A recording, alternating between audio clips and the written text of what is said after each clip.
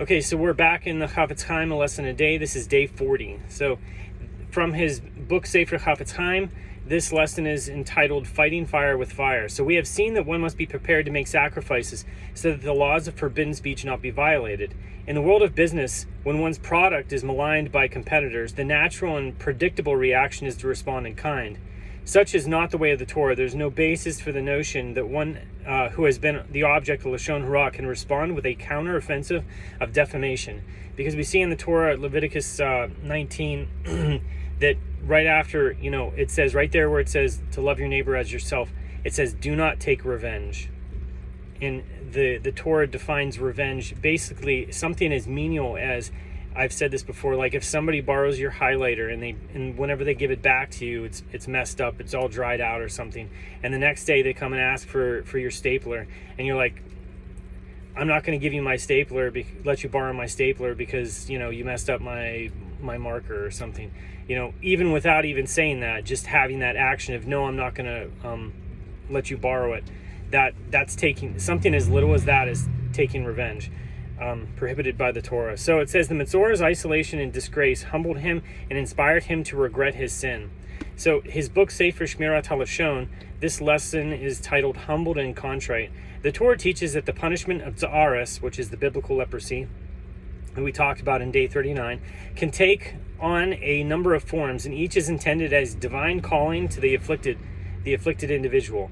In the words of the Rambam, Hilchot Tumat Tzaras, 16:10, so that's the laws of the impurity of Tzaras. The term Tzaras encompasses a number of phenomena that are totally distinct from one another. It refers to the whitening of human skin, the falling out of human hair from the head or beard, a change of color of a pigment, and change of color of the wall of a house, because you can have Tzaras in a house.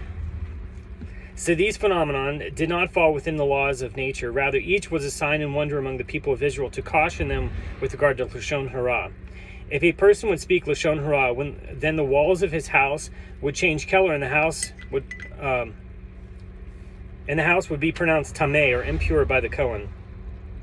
If he repented, the walls would revert back to their original state when be purified. If he persisted in his wickedness until his house would have to be destroyed, then the hides upon which he would sit or lie would change color and be called tameh. And if he repented, then the hides would undergo ritual purification. If he persisted in his wickedness until the hides would have to be burned, then the clothing he wore would change color. And if he repented, then the clothing would undergo purification. If he persisted in his wickedness until they would have to be burned, then his skin color would change and would be declared a Metzorah.